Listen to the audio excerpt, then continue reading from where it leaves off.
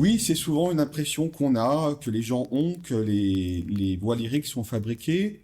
En réalité, c'est beaucoup plus complexe que ça. Alors, pourquoi les gens entendent les voix lyriques de manière fabriquée? Parce qu'ils n'ont pas l'habitude de ces voix pleines, de ces voix très riches.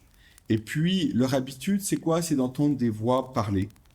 Et dans d'autres types de styles, les artistes ont tendance à chanter avec une voix qui est chantée, qui est dans le prolongement de leur voix parlée habituelle.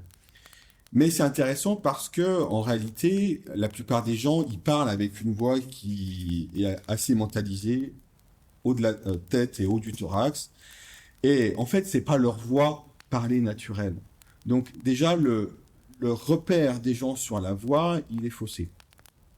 En tous les cas, le chant lyrique développe vraiment le corps.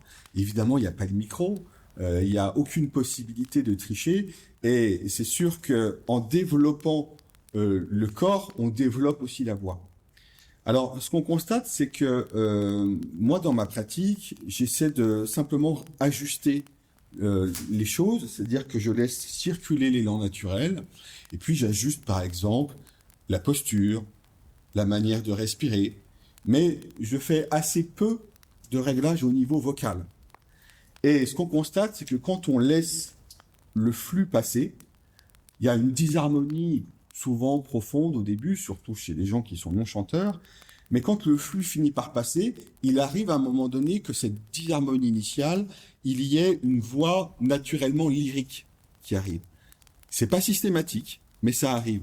Et ça démontre une chose intéressante, c'est qu'on peut très bien avoir une voix lyrique naturelle, même s'il y a beaucoup de voix lyriques qui sont fabriquées et qui sont issues de techniques.